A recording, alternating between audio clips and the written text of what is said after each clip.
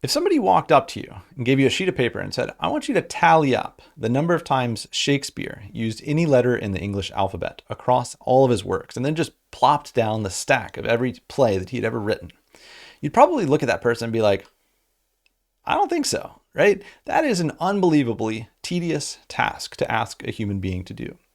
Well, now that you know how to program, the good news is we should be able to write a programmatic solution to this in Python and apply what we know about dictionaries to make this a much more tractable and solvable problem that we can carry out in the course of a quick tutorial here. So in this video, we're going to try to count every character that was ever written by Shakespeare and tally up which were the most common numbers and maybe even chart them at the end. So let's try and first figure out, where do we get this data from? Well, Google seems to be a good starting point, and I'm going to search for Shakespeare plain text, right? The idea of plain text is that we want a textual file that doesn't contain any formatting. When we're writing programs to process data, especially textual data, it's much easier to read text if there's no formatting at all. It's just plain text. So this very first result that is hosted by MIT as part of their open courseware is named t8.shakespeare.text. And so I'm going to click on this just to give you a sense really quickly. You see that here's this plain text format. Notice there's no actual formatting. It's just plain text, and there's some spaces, and we see that Shakespeare's works, and wow, there's quite a bit here. Like here's King Henry, all right? And so I'm going to go back and to get this data onto my computer. And for you, I would like you to try following along with this. If you right click on this open courseware link, so ocw.mit.edu, lecture notes, files, t8shakespeare.txt, and we're going to use the save link as item on the right click menu. So I'm right clicking on the complete works of Shakespeare and save this as, and I'm going to go find my workspace.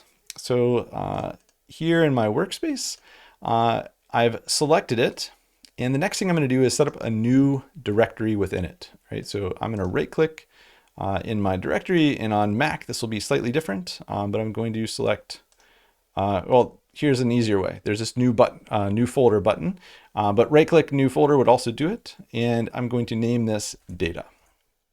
All right. So I've set up this data directory, and now I'm just going to save this file, and I might just change the name rather than t8.shakespeare. I'm going to simplify this to just Shakespeare and press save. Right, so that might take a second to download because it's not a small file.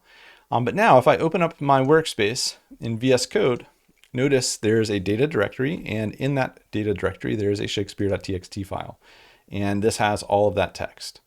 Now there's some boilerplate at the top that shows this is coming from the Project Gutenberg, which is a publicly funded project to digitize the works of Shakespeare. I'm going to try and just scroll down to where it looks like Shakespeare's actual work began underneath all of these. Okay, so down, once you get to like line 245, 1609, the sonnets, I'm going to delete everything above that, right?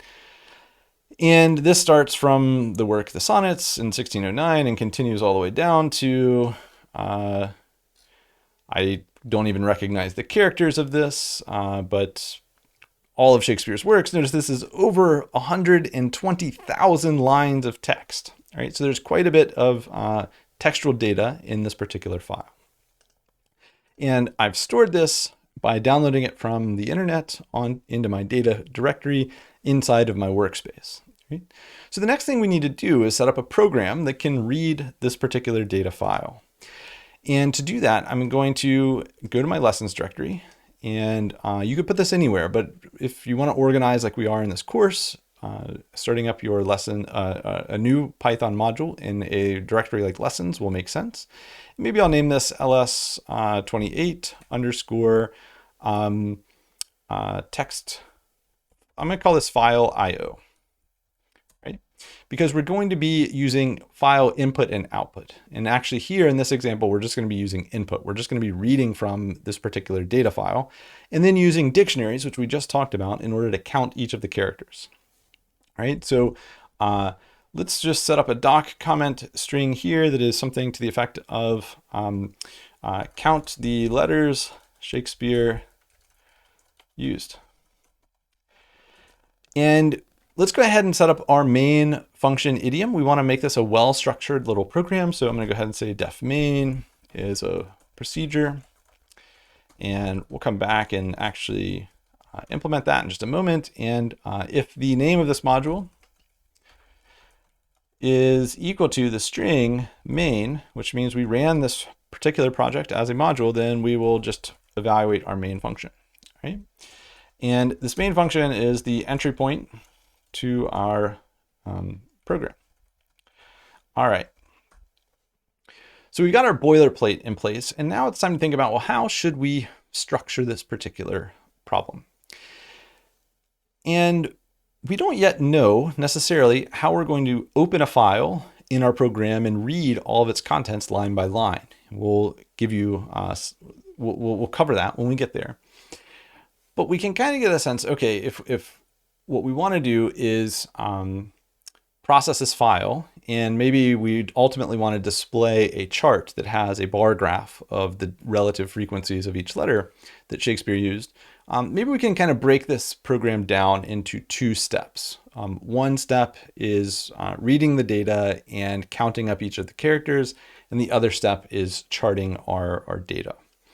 So I'm going to set up two functions to sort of to do that. So this first function will be read character data, and we're going to have to give this a file, right? So we've saved the Shakespeare works to a file, and we're going to say that we're going to give this particular function a file name to use to go read the contents of and count each of its characters.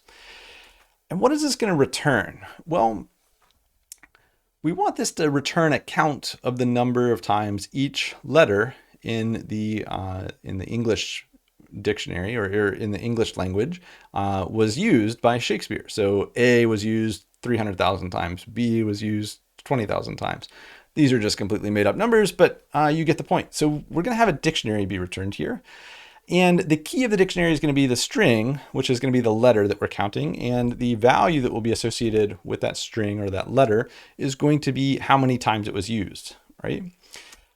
And we right off the bat see, oh, we haven't imported the type for dictionary. So let's go ahead and make sure we do that. So from typing import dictionary, all right? Great. And when we're working with a function like this, and we're just sort of in this mode of planning what it is we're going to do, we're not yet ready to implement this and work it out, let's go ahead and make this a skeleton function, which is valid. And so what I might do is declare a variable named, say, counts, and that's going to be a dictionary of string to integer. And for now, it'll just be empty, and we're going to return counts, right? So we've now got this valid function, but we should probably go ahead and add a little bit of commentary on its intent as a doc comment, right? So maybe our intent here is given a file name, read its contents and count its characters, right? Something like that should be just fine to describe what it is that we're trying to do with this particular function, all right? The next thing that we want to do is, and there's still work to be done here, of course, but we also want to chart this and give a visualization of these relative counts. Right? So maybe I'll go ahead and use some wishful thinking here and define a function named chart data. And the data that we're going to be charting is going to be what's produced by this function read character data, right? So we want to take in as a parameter a dictionary that is the count of each letter. So I might just say the data is going to be a dictionary of, or maybe I'll make this a more specific parameter name. So it's not just data, that's a very generic name. More specifically, what we expect here is letter count is a dictionary from string to integer, right? And this will be a procedure. So I'm not even going to implement a body here yet. The reason this is a procedure is because its purpose is really just to produce a visual graph that shows up on our screen. And that's not a value that we're going to use anywhere else in our program. This is sort of the point of this program is to process this file, count up each letter, and then present this chart of data. All right. So those are the two sort of steps that we're thinking of in big terms here. And there's, of course, a lot of work to be done in both of these. But before we get to those, maybe we can go ahead and set up a main to at least start this process off. Right? So and call the function read character data with some file that we're expecting to give it. Right? And so to do that, I'm going to say, okay, maybe I'll go ahead and set up a letter counts variable that is going to hold the result of reading the character data from, and then we need to figure out, well, what is our file? Like we don't know what this path is yet, right? But that's we only need to give one argument here, which is a string to a file. So we haven't spent a great deal of time talking about paths and files. But what we're expecting to give here is a string that refers to this data file named Shakespeare.txt, right? And notice we organize this such that it was in a directory named data that is in the top level workspace directory, right? So this is my workspace. My workspace has a data directory and a lessons directory. And inside data directory is Shakespeare.txt. So I'm going to give a string here that is data/Shakespeare.txt. And this string represents what we call a relative file path. And the idea is relative to where we run this program in our terminal. So when we open our terminal, we're going to be in our workspace directory. And in that workspace, relative to that workspace directory, there's a data directory. And inside that data directory is Shakespeare.txt. So this relative path is just a way for when Python runs, it looks in the current directory for something named data. Oh, that's another directory. And then the slash is look inside that directory for something named Shakespeare.txt. And that will be the name of the file that we're referencing. Right? And ultimately, this function, when it returns, it should produce a dictionary of the counts. Right? Before we worry about charting or hooking that step up to main, let's just, for diagnostic purposes, print out letter counts in main. Right? So now, if we run this program, we expect that our main function will run and be evaluated. And when that happens, we're going to go ahead and call this read character data file function, which we haven't actually implemented yet. All it does is set up an empty dictionary, returns it. That value, that return dictionary, is going to be stored in letter counts, and we print that value out. So we expect an empty dictionary to print when this program runs. So I'm going to save my file and run python m lessons.ls28 underscore file io. All right. And empty dictionary is what is printed out when I ran that, when I process this file as a module. Right. So this is a good indication that we've got sort of our boilerplate set up. We've got an overall structure to our program here. And again, where this lessons.28 underscore file IO came from is we're working in the lessons package, which is just a folder. And in that folder, there's a ls28 file IO module file that's a Python file. And in Python's module syntax, we reference it like this, and that causes our main function to evaluate because of this convention we used down here at the bottom. All right. Great. So now the question becomes, how do we actually, now we can focus in a little bit. Right now we can ignore chart data. We'll come back to that. We kind of know that's still work that we need to do. And we are at a fine point in main. We've gotten main to the point of calling read character data, storing that return value in a variable and printing it out. So now the question is, how do we implement this function? Well, one of the first things we need to talk about is how do we open a file and start to work with a file.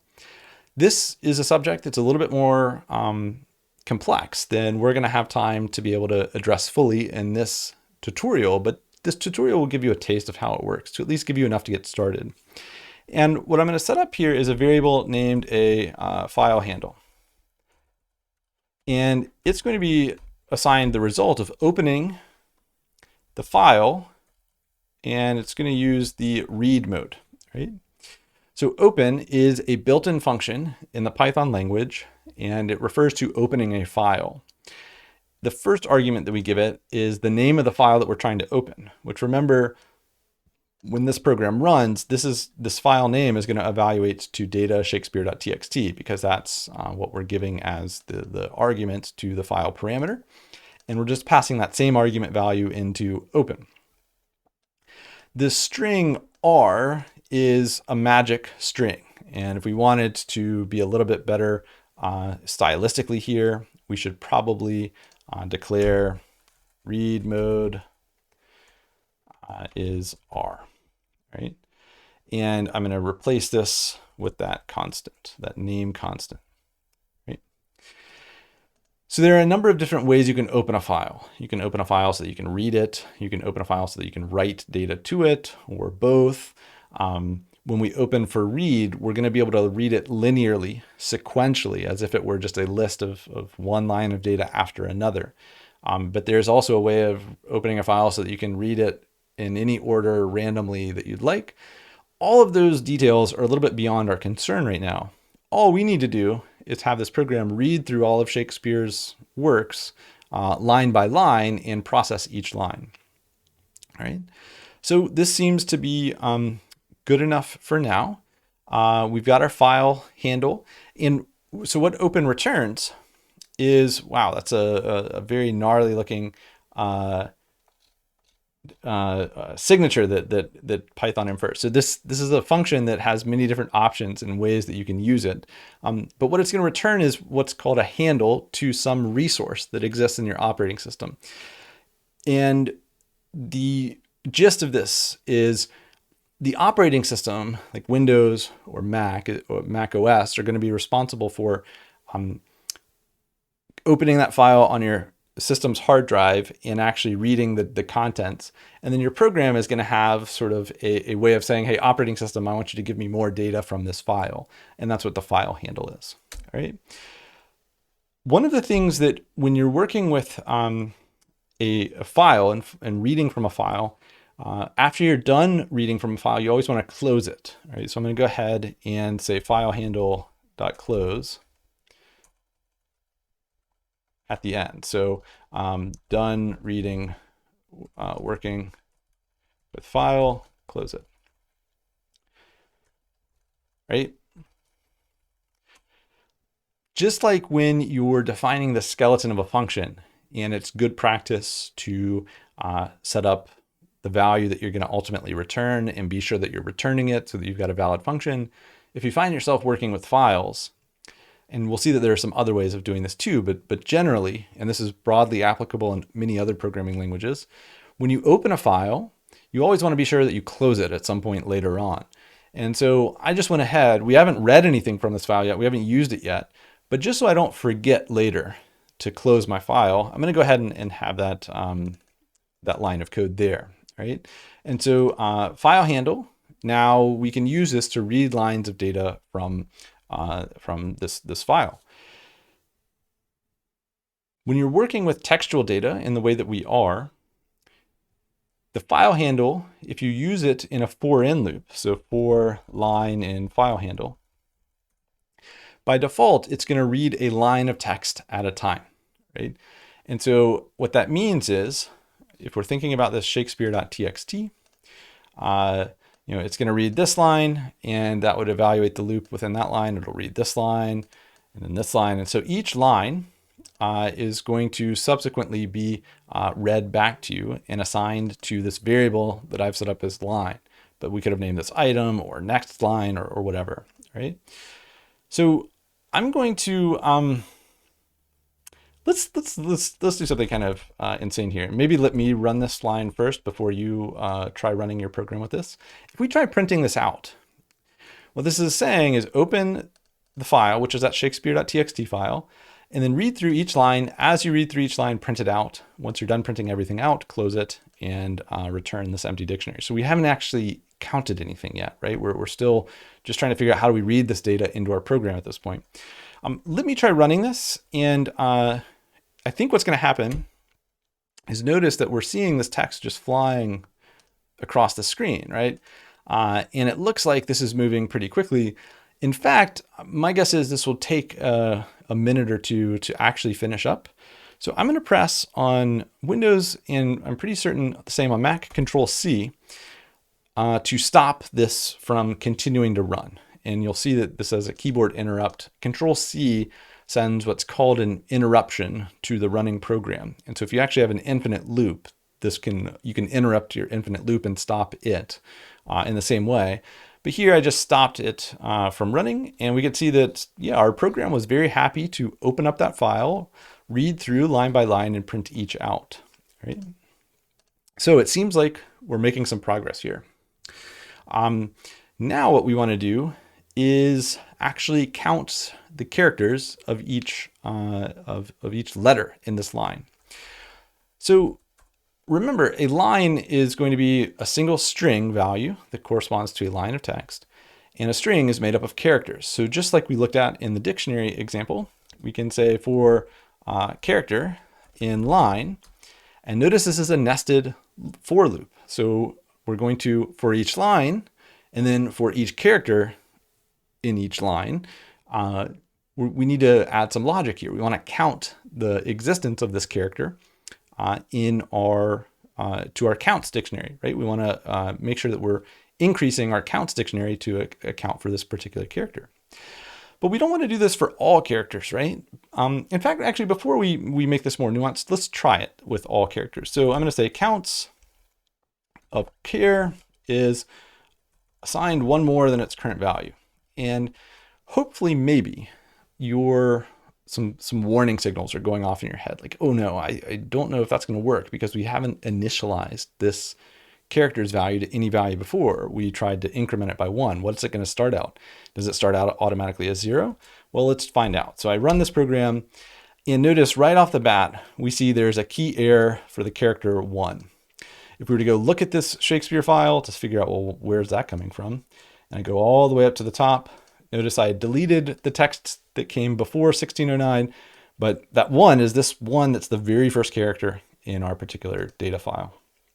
So because we didn't initialize any keys and corresponding values like we did in the previous example with counting up DNA, we need to initialize a character in this dictionary if we haven't seen it before, right? So let's go ahead and just have an if here. So if char is in the counts, right? So counts is our dictionary.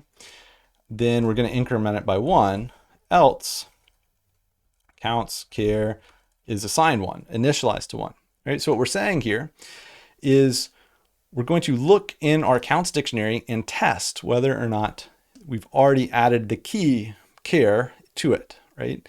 And so char is going to be each character subsequently in a given line. And if we have seen that character before, that means it already has some integer value associated with its count, and it's already been tallied at least once before. And we just tally it one more time up by 1. Otherwise, we are initializing it to 1, and we're doing that because we've just seen this character. We're counting up 1, right? So let's try this out and see what happens if we try running this. So run this again, and wow, we've got some really interesting looking output here. So notice the capital D character has a count of 15,000. The question mark character has a count of 10,000. The open parentheses, 601, closing parentheses, 600. Uh-oh, Shakespeare forgot a closing parenthesis somewhere. That's no good. Also missing closing square brackets, but we really cared about letters, right? We didn't really care about these symbols, like that he used an ampersand 21 times in its works.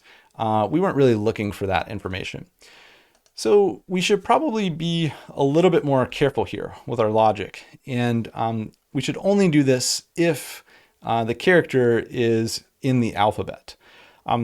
Rather than writing a very complex if statement here, like if the character is equal to A or the character is equal to B and so on, what we're going to do is use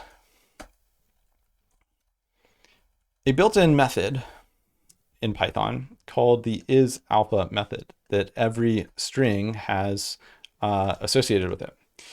And isAlpha will return true if the string is made up entirely of alphabetical characters and false otherwise, right? And because character is a single character, then we're testing whether or not that single character in the line where we're at is alphanumeric. And I had selected all of this text because it was not indented the correct amount, right? And I used my tab key after selecting those lines to indent it by 1. And remember, Shift Tab will unindent everything. So I selected all that and tabbed it in by 1. This is getting kind of complex. We can imagine breaking this function down into simpler functions and maybe splitting this function up so that it's not quite so verbose. But for now, we're going to keep working on this structure. And what we're saying is if a character is in the alphabet, then we're going to count it. Otherwise, we're just going to ignore it. All right. So let's try running this iteration of our program. Great. Now we're seeing J, Q, I, only letters of the alphabet are being counted up into this dictionary. But notice that we've got uppercase and lowercase letters. So capital P 11,000 times. I don't even see lowercase p. Capital F 11,000 times. Lowercase f 68,000 times. We didn't really want to distinguish between these two things, I don't think. So maybe what we do is we change the line to be lowercase before we work through each character in the line, right? So we might say line is a sign, line.lower, right?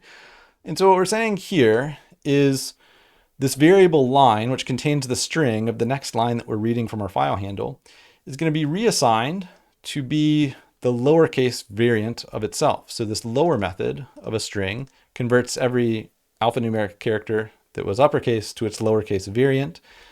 And then we're going to go and count all of our characters. All right, so let's give this a shot.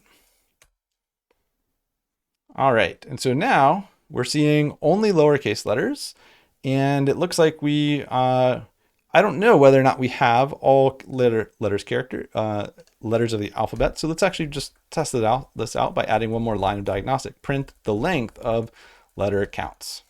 So just like we can use the len or length function with a list, you can use it with a dictionary as well. And we see that, okay, we've got 26 items. And when you use length with a dictionary, you're counting the number of key value pairs, right? So we have 26 key value pairs, which corresponds to our 26 letters of the alphabet. It seems like we're in pretty good shape here. All right.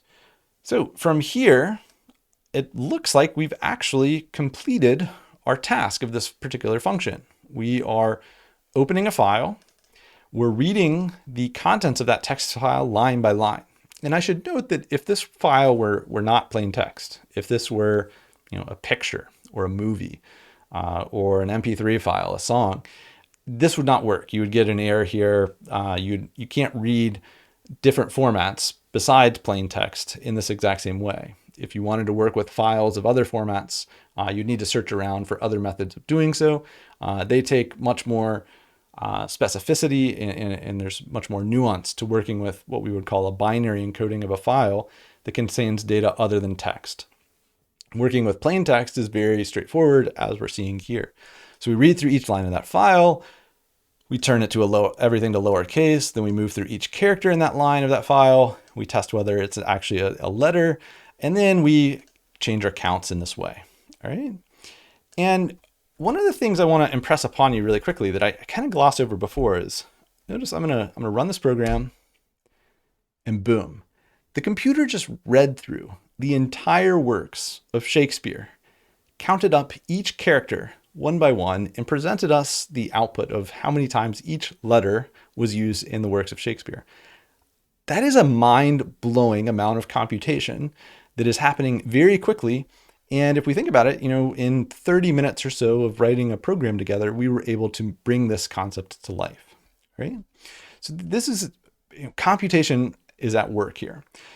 But that's still not, this textual output is, leaves a little bit to be desired. We'd really like to be able to get this code to work such that we can visualize the differences here. Because, K is used 35,000 times, E is used 446,000 times.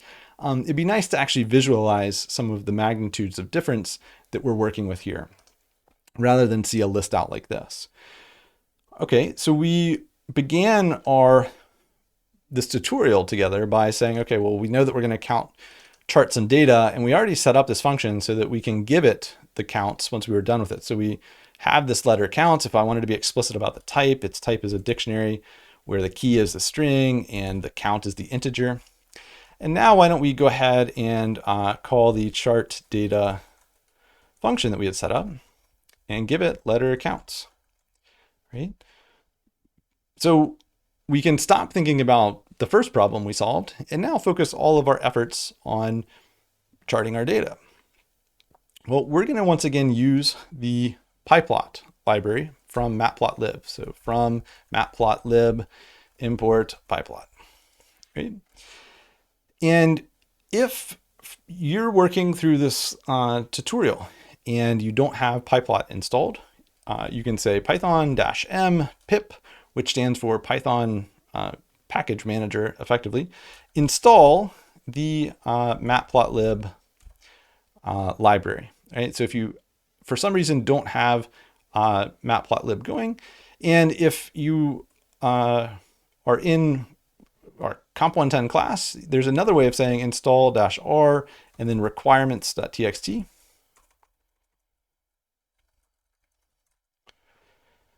And this is going to be sure that any other package that we needed is installed. All right. So let's think about how do we use pyplot, which is a library for generating plots to work with this particular data. All right. So let's go ahead and set a comment here, plot the results of our textual analysis of Shakespeare. Okay. And when we're working with pyplot, we're going to set up a new plot with a title. And so I'm going to say pyplot.title, counts of letters in Shakespeare. All right.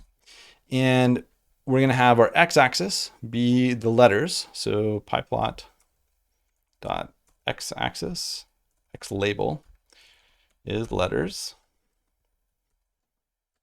And pyplot.y label is count. Okay.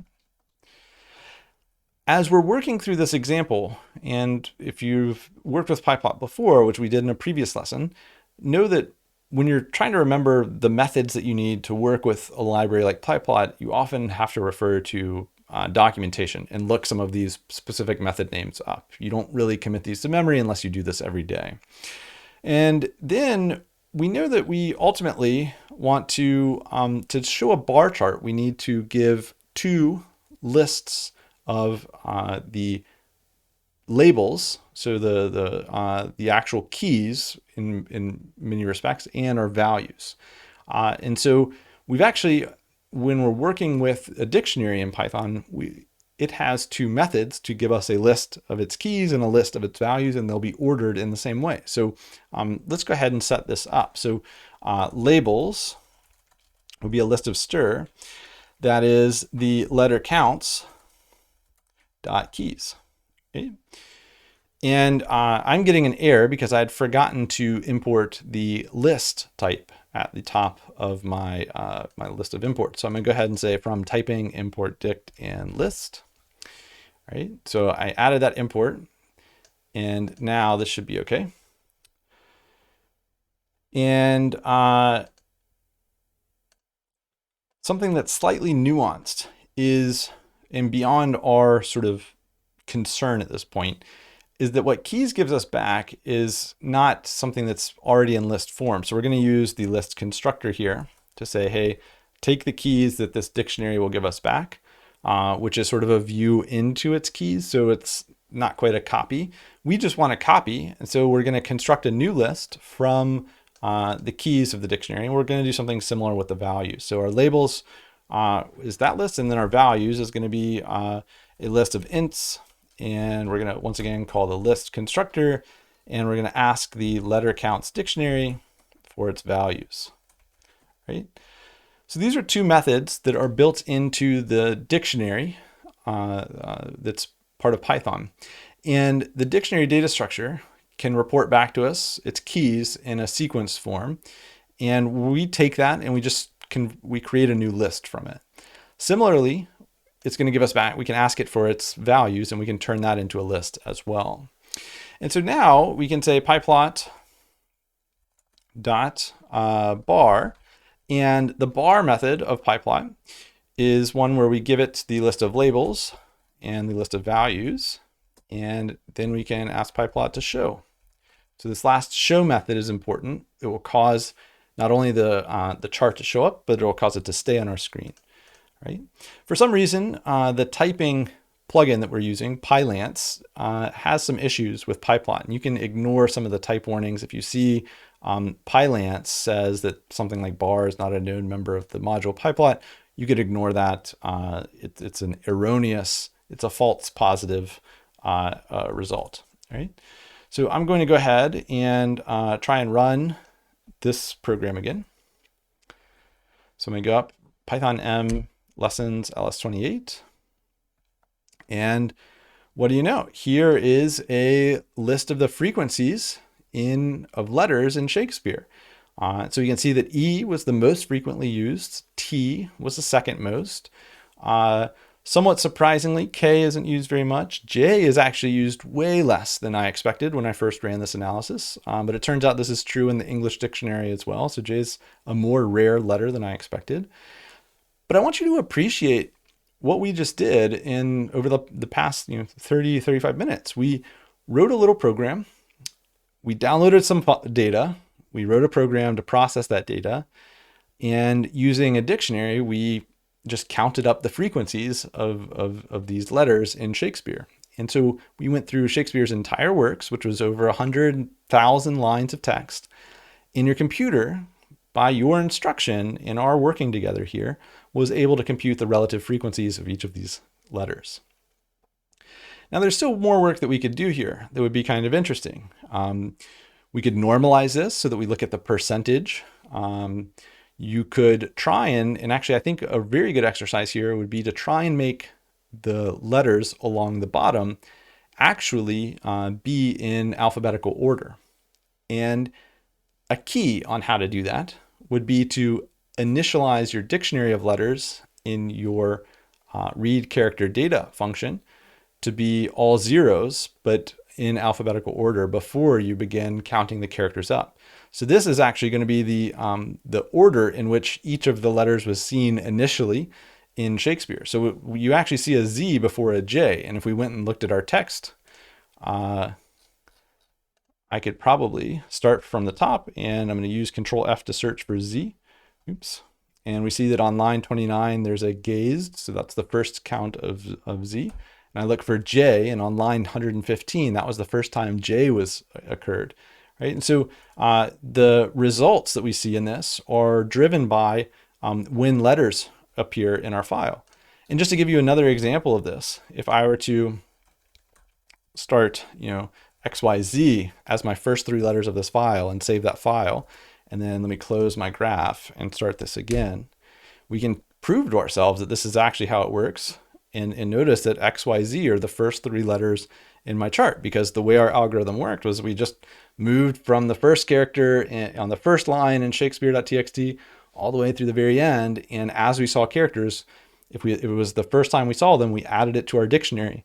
And remember, the order in which you insert values in your dictionary in modern Python remains the same when you go to access them later, as we just saw. All right, so I'm going to delete that XYZ. So this is a quick tutorial that walked through a real world problem of how do we count the characters in some file. And notice that this program would actually work for any text file. It just so happens we plugged in Shakespeare.txt and we downloaded that data file. But if you set up another data file and copied a web page into it or something like that, this program would work just by changing the name of this textual file. The algorithm would be exactly the same otherwise. So This is an example of how we use dictionaries in practice. One of their most common purposes is keeping counts of things that aren't just sequential numbers like you might do in a list. And so they give us a lot of flexibility for keeping counts. And as we look at more data analysis problems, we'll see that when we read in a data file like from a CSV, which is often how you would save a spreadsheet worth of data in order to process it, or a data table from a database, when we use CSV data, we'll see that dictionaries get used there very frequently as well. Great work counting up the letters of Shakespeare's canon.